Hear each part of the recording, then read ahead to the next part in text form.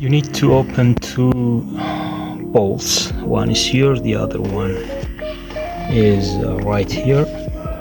So you need a wrench number 10 and socket. It's also number 10. Also we need an empty bottle to drain the dirty diesel, and some cloth to cover the outlet and inlet.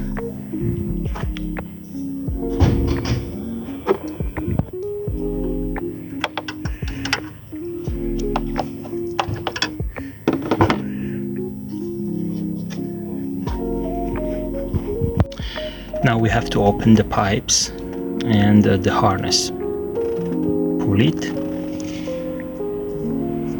and when you pull it, you can press from both sides,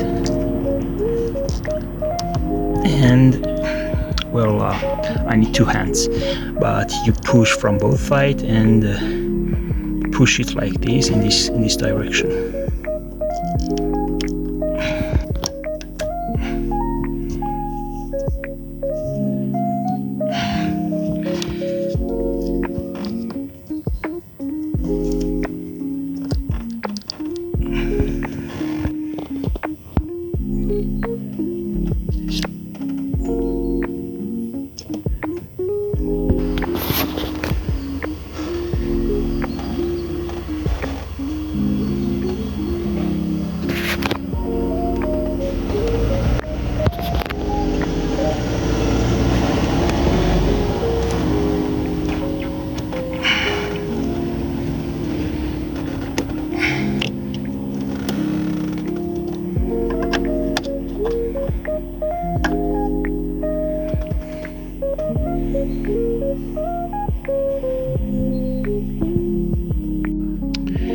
I removed it, but I guess I lost one bolt, so I have to remove it.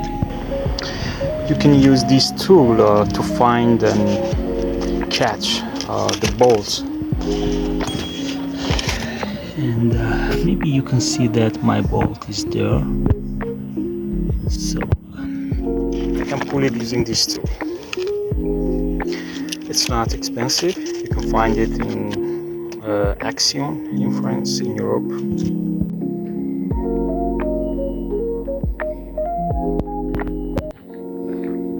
And now we need star Torx sockets to open the bolts of the filter chamber. Just I forgot to say that before opening the chamber, you have to drain it. So do that and then open the bolts.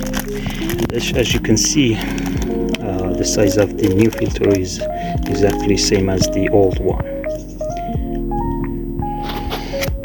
It seems a little tricky, but you have to pull the old one and push the new one. That's all. There's no trick, nothing more. And make sure that you do it correctly. Finally, you should be able to see this tail at the end. Inserting this bolt is a little tricky. You have to use both hands. It's not tightened yet, but the other one is easier. It's also loosened, and we're gonna tighten them using the same socket and wrench.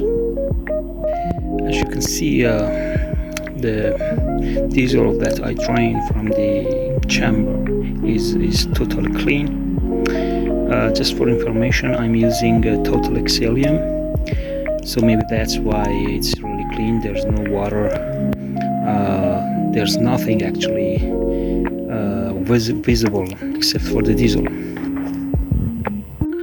When the job is done, you have to open and close the switch multiple times because the filter chamber is empty, and it takes time actually to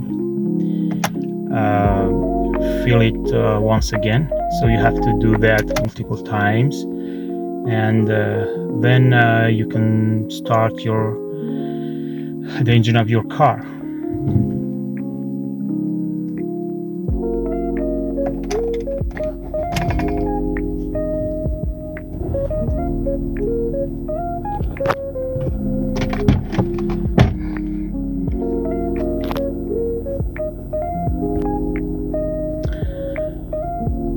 As you can see, the engine is working smoothly.